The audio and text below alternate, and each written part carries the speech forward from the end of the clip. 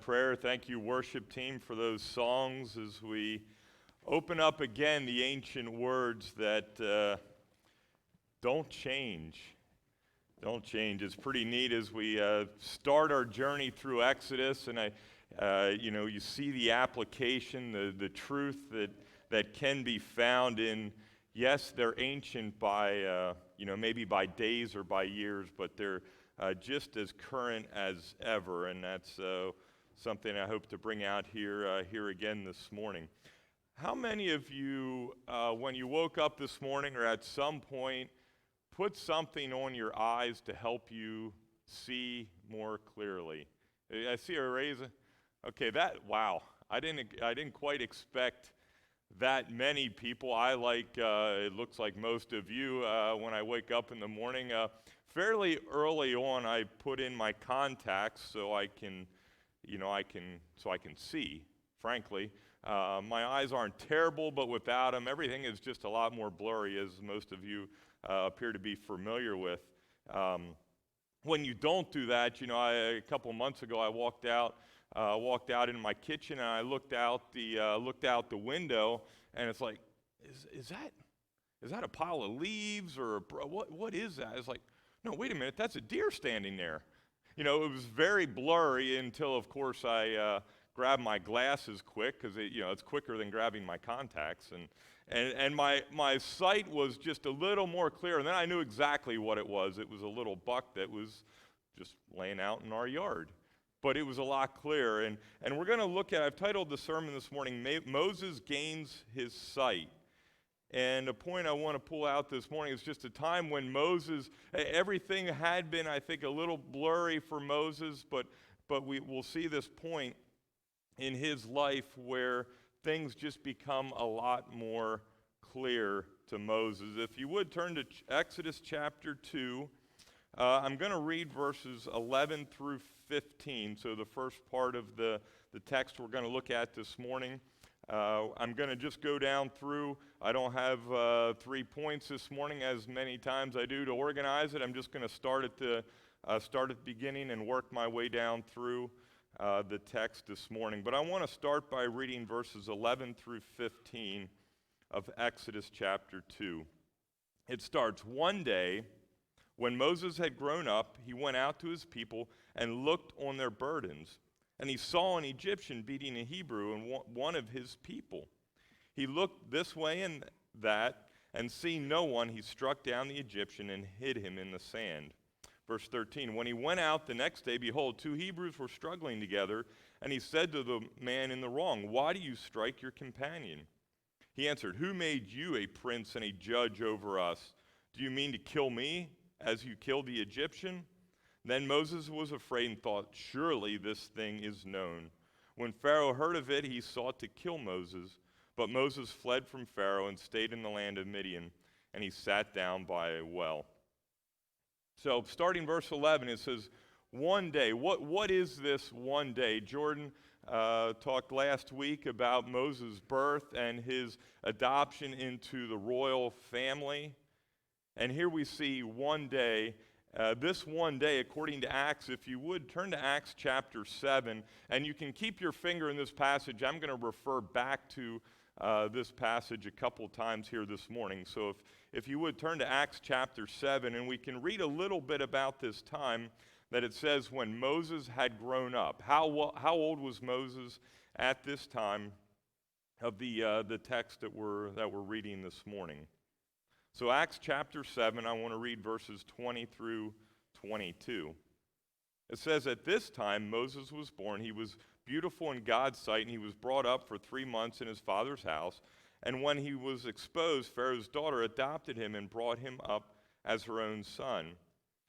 And Moses was instructed in all the wisdom of the Egyptians, and he was mighty in his words." I'm sorry, I believe it was in the verse prior to that. It talks about Moses being 40 years old. Okay, so Moses at this time is 40 years old. And, Moses is 40 years old at this time.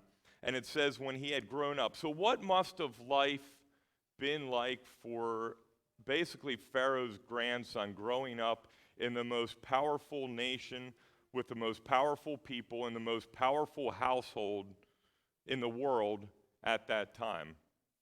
Right? So Moses spent 40 years basically living life as royalty. And I really don't think there's anything we can compare this to today. You know, it would almost be like growing up in the house of the President of the United States, who is also Bill Gates, who is also worshipped as a god. Right? You kind of could roll them all into one, because that's really what Pharaoh was. You know, he was viewed of as a god. He was the ruler of the most powerful nation in the world at the time, and he was most likely, I mean, he was the richest man at the time. So just imagine yourself growing up having a credit card in your wallet, maybe with no limit on it, right? And you never have to pay it back, right? And your parents are royalty, they're rulers. Your grandparents, just everything was at your disposal. You know, just stop and imagine, because I think it's important to get this picture in our head as we look at what Moses had, or what Moses was in for the first 40 years of his life. You know, he probably had chefs, right, preparing his royal dinner and his royal food whenever he wanted. You know, he probably walked down the street and everybody bowed down, because here comes the son of the princess. You know, his education would have lacked nothing at all, right? He would have had access to all the smartest professors in the best institution. We see in the text in Acts here, it says he was instructed in all the wisdom of the Egyptians. The Egyptians aren't this, naive people living somewhere in the middle of nowhere. I mean, the Egyptians being learned in all the wisdom of the Egyptians at the time would have been, that was a lot of learning, right? That was a lot of wisdom. We're not talking about a first grade education here. We're talking probably about multiple doctorates to being learned in all the wisdom of the Egyptians. I mean, these are the guys that are building the pyramids, right? We still don't know how that happened. Okay, and Moses was being educated in this, within this system. We learn in Acts, it says, with all the wisdom of the Egyptians. This was no small feat. What does it also say? It says about Moses, he was mighty in his words and his deeds. Now, what do we also learn about Moses later on in Exodus? We didn't get to it yet, but we learn that Moses, says he's not very good, not very good with words, right? He tells God that, hey, I need somebody else because I can't talk to Pharaoh. But it says in Acts he was mighty in words and deeds. What that probably indicated was with the position of authority that Moses had, right, he was mighty in words because he didn't have to say much and everybody listened. Right? He can be mighty in words without being good with words. But he was mighty. He wasn't just another grandson of Pharaoh. People listened to him when he spoke. And his deeds, it says he was mighty in deeds. What does that mean? I don't know, but I imagine it means that he was probably pretty high up in power, and in the things that Moses did, what he instructed in the lives of the Egyptians, it carried weight. He got stuff done, right? This is a guy that growing up under Pharaoh, he made things happen. He was mighty in his words and his deeds. So now what?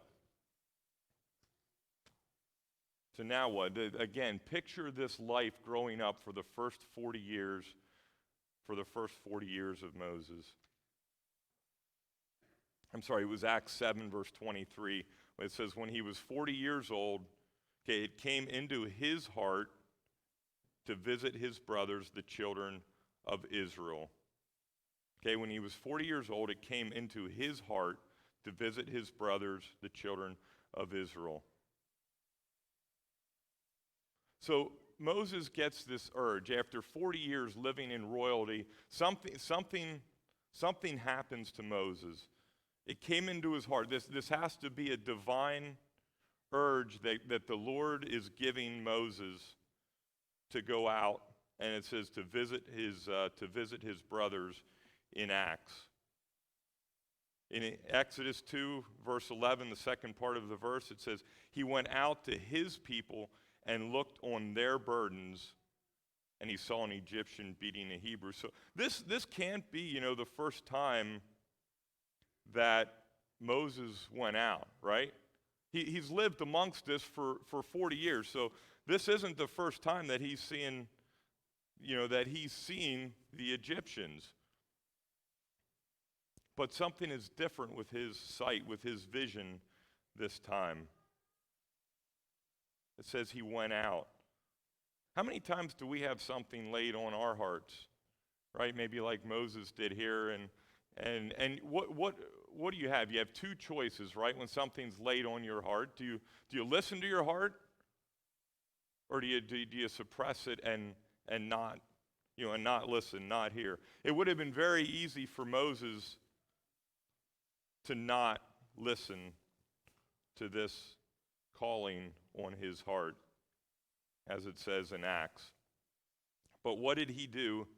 He went out, and it says he recognized them as his people. In Exodus, he recognized them as his people and his brethren. There was something different, right, about this walk that Moses is doing at this time.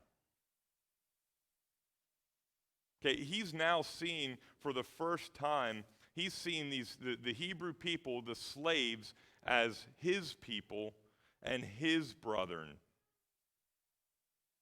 God's opening Moses' eyes to recognize them for who they are. Moses was one of them. It would seem like prior to this, Moses probably saw the Hebrew people as just a means to an end, right? A way to make things happen. They may have been some of the slaves that were in Moses's, in the royal, taking care of the royal family. I don't know, but they would have been prior to this point, I think, just a way for Moses to get things done, to make things happen. But something changed, and he recognized what was going on. These weren't just slaves, right? These were people, and they were his people. It's even more different when they're recognized as his brethren or his family instead of just people, just slaves. How do we look at other people? How do we look at people? Do we see them as our family, as our brethren? But God opened his eyes, and he looked on the burdens, and he saw an Egyptian beating a Hebrew. And with this new vision that Moses had, all of a sudden this takes on a whole, this episode that he's viewing takes on a whole new meaning. Because there's no way that this is the first time that Moses is watching a Hebrew slave being abused, right? He's had to have seen that in the 40 years of his life. But this is different. His eyes are open. And he has this urge, I need to do something about this. This phrase when he says that he looked on their burdens means more than just to see. Okay, when it says in Exodus here that Moses looked on their burdens, it was more than just looking and saying, "Oh, there's a slave being beaten," right? It was more than that.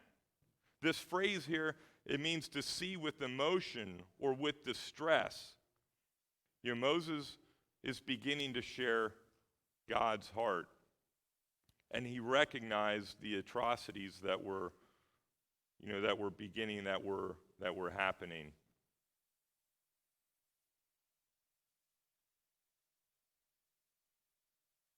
Moses was a person who was living, in a different nation, not as the one of the Lord's chosen as he was born. When his eyes were open, he recognized this slavery for what it was, and he thought, I need to take some action here.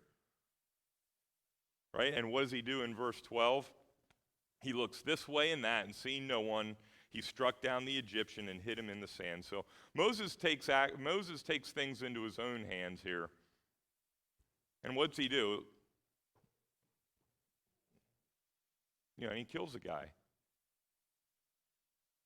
And then what's he do? He hides him. There's a whole lot of secrecy going on with what Moses is doing. Now, just as a side note, if you need to look around and make sure that nobody is watching what you're about to do, you probably shouldn't be doing it. Right? And if you're going to hide the outcome of what you have done, you probably shouldn't have done it. Right? Moses looks around, he makes sure nobody's watching, because what he's going to do is not what he should be doing. He kills the Egyptian and he hides him. We read about it again in Acts 7, verses 24 and 25, if you still have your fingers in that text. And seeing one of them being wronged, he defended the oppressed man and avenged him by striking down the Egyptian. He supposed that his brothers would understand that God was giving them salvation by his hand. Notice the lowercase h there, by his hand, by Moses' hand. But they did not understand. Exodus 2:13 and 14 says, when he went out the next day, behold, 2 Hebrews were struggling together, and he said to the man in the wrong, why do you strike your companion? He answered, who made you prince and judge over us? Do you mean to kill me as you killed the Egyptian? Then Moses was afraid and thought, surely this thing is known. What was the issue here with what Moses did? It wasn't that he was trying to help out the Hebrews, the Hebrew guy that was being beat. That wasn't the issue. What did it say there in Acts? That Moses wanted them to think he was giving them salvation by whose hands? By his hand. Lowercase h, by Moses' hand, not God's hand. I think Moses felt with the power that he had, right? We talked about what it must have been like for Moses' first 40 years. He thought, I can take care of this. I can be the prince and the judge in this case. I'm going to take matters into my own hands. It looks like he wanted to be seen as the source of their deliverance. That Moses wanted to be at this point, that he's like, I got this taken care of. I'm going to show them that they're going to get salvation by my hands, being Moses' hands. And it says they didn't understand, but it was not time yet. You know what? And it wasn't God's plan for it to happen in this way. We're going to hear a lot about God's plan, and God's timing as we continue through the book of Exodus. But here we see it again. Moses trying to take things into his own hands. He sees the atrocities and he says, I'm going to deal with this. And he tries to take care of it with his power, in his timing. And God's glory was yet to be shown, as we'll continue to read about in the next, in the following chapters in Exodus. God's glory was yet to be shown to both the Egyptians and the Hebrews. It wasn't time for their deliverance. Moses acted out, and he was wrong in that action. So what? What's that have to do with us? Right? Moses was a Hebrew living in a world that was not of his. Right? He was living with the Egyptians for 40 years in royalty in a world that was not his. We are also a chosen people living in a world who acts and believes completely different than we do. 1 Peter chapter 2, verses 9 through 12 says, but you are a chosen race, a royal priesthood, a holy nation, a people for his own possession, that you may proclaim the excellence of him who called you out of darkness into his marvelous light. Once you were not a people, but now you are God's people. Once you had not received mercy, but now you have received mercy. Beloved, I urge you as sojourners and exiles, we're going to see that term again here shortly, to abstain from the passions of the flesh, which wage war against your soul. Keep your conduct among the Gentiles honorable, so that when they speak against you as evildoers, they may see your good deeds and glorify God on the day of visitation. What are we? What does it say there? We're sojourners. We're exiles in the world we're living in. We are not of this world. Our primary citizenship is with God. You know, and when we look around, when we have our glasses on, right, when we put our contacts in, and we look around the world we're living in right now, what do we see? What do you see? We see people, a world that treats people differently than they should. We see a country taking lives of unborn babies. Right? There are things happening all around us that when we have clear vision, right? When we have clear vision, we look upon and we look at them and say, this is wrong. Right? Why is that? Because we're his chosen people, and we're living in a world that is different. That is different. Just like Moses, living as he was a Hebrew, he was one of God's chosen people, but he was living for 40 years as an Egyptian royalty, and his eyes just he got sight, and he said, "Boy, this is wrong. This abuse that is happening is wrong." But we can't take matters into our own hands. We see some of that going on today. We see at times people that think, well, hey, if the government isn't going to do it, I'll take matters into my hands. And we see violence. We see things breaking out. Yes, it's wrong, but that doesn't mean that we need to take things into our own hands. We need to submit to God's timing.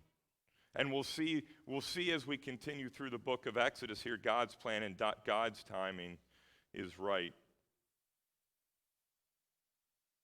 Because when we look around us, when we look out, we see a lot of things happening that are wrong. But it's not to be taken into our own hands. We see as we continue through chapter 2 here that not even Moses' status and relation to Pharaoh could save him.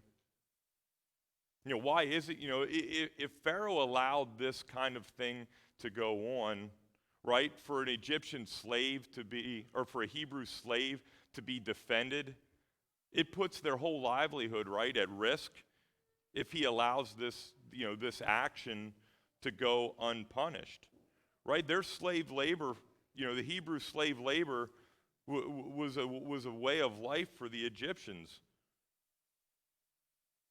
It was probably how many of the pyramids were built, through this slave labor. An insurrection or defense of a slave was not going to be tolerated. So with the word of this killing spreading fast, Moses had to leave Egypt and all that he had known growing up in the palace for 40 years.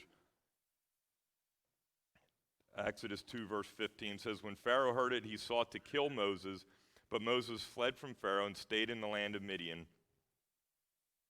And he sat down by a well. Unknown to Moses at this point, unknown to him, God continues to orchestrate, regardless of Moses' actions, right, and his desire to take things into his own hands. God continues to orchestrate his divine plan for Israel's future, with the place that he ends up and the group of people, the family that he comes in contact with. Verse 16 and 17 of chapter 2. Now the priest of Midian had 7 daughters, and they came and drew water and filled the troughs to water their father's flocks. The shepherds came and drove them away, but Moses stood up and saved them and watered their flocks. So here we see Moses again with his sight, with his vision. He sees, oh boy, this is wrong. this is wrong too. He finds himself in a situation where there's 7 ladies there trying to water their sheep, and these bullies come up and and try and chase them away. They're probably thinking, this Egyptian guy sitting here, he ain't gonna care about these 7 women that are here trying to water their sheep. So what do? They're going to drive him away, and Moses says no. That's not going to happen. He recognized the abuse that's going to take place, and he stood up against it. And the shepherds aren't going to get into this. Aren't going to get into it with Moses. He's not as easy of a target as the 7 women were.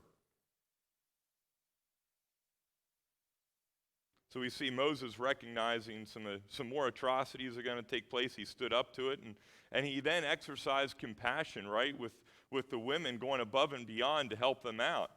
So what does Moses do? He says, I'll take care of your sheep. I'll get water out. And we see Moses, who was previously, for the first 40 years of Moses' life, if he wanted his animals watered, he probably said, hey, slave, water my sheep. And it happened, right? Moses was being served for the first 40 years of his life. And as God begins to prepare him for what he has in store, the served becomes the servant, right? And we see Moses, start to do the work, right? There's work that needs to be done. Moses is now going to get his hands dirty, and he waters their sheep. Continuing on, verses 18 through 20. So the ladies come home, and their father says, in verse 18, when they came home to their father Reuel, he said, how is it that you have come home so soon today? They said, an Egyptian delivered us out of the hand of the shepherds, and even drew water for us and watered the flock. He said to his daughters, where is he? Why have you left the man? Call him that he may eat bread. So what's he do? Hey, somebody's taking care of you guys, so we got to take care of him, right? You got to invite him for dinner. Well, he's an Egyptian. So what? He took care of you. This is obviously a good guy, right? Bring him home. Let's feed him. We can't let him do this for you and not do anything for him, and return the favor. So that's what they do. They bring Moses home, and this guy, again, we see God's leading to this not only this place but this household.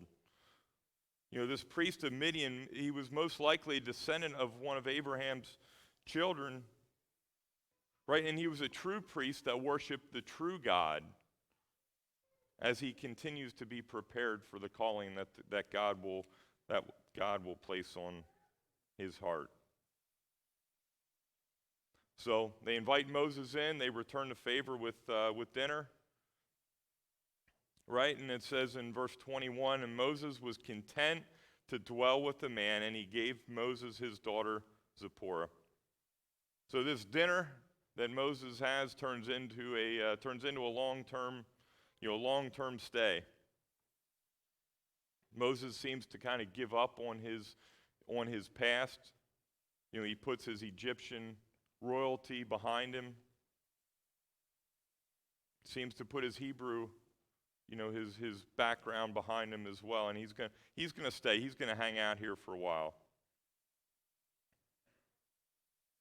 And Moses gets a wife and has a son that's born to him. In verse 22, it says, she gave birth to a son, and he called him Gershom, for he said, I have been a sojourner in a foreign land. What does this word mean? This word sojourner means a stranger in a foreign land, a temporary inhabitant, or a newcomer lacking inherited rights.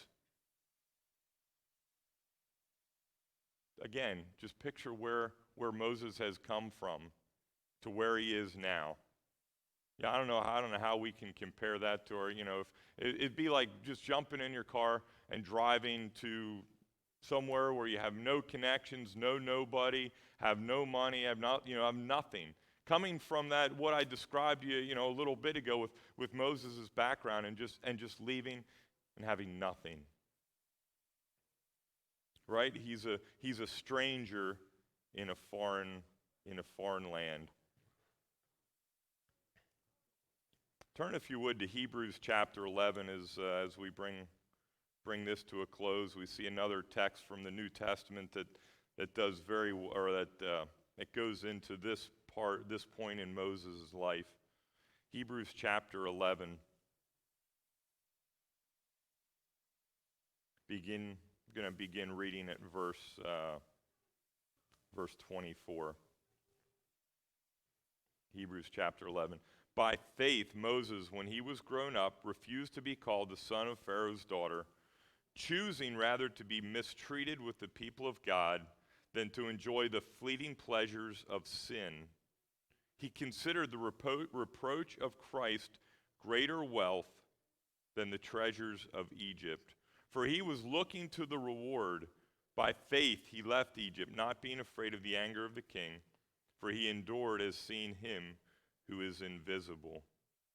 We see Moses says by faith he made that choice to leave what he had. When his vision became clear, when he saw what was going on, when God laid that on his heart, he says, I can't stay here anymore. We also have a choice.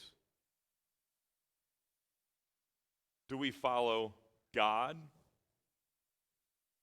uppercase G, or do we follow God's, right, lowercase g? And after we make a choice to follow God and accept Christ, we become strangers in a foreign land. Like Moses, when his vision became clear and he looked around and he seen what was going on with the Egyptians and the Hebrews, it's like, this ain't right.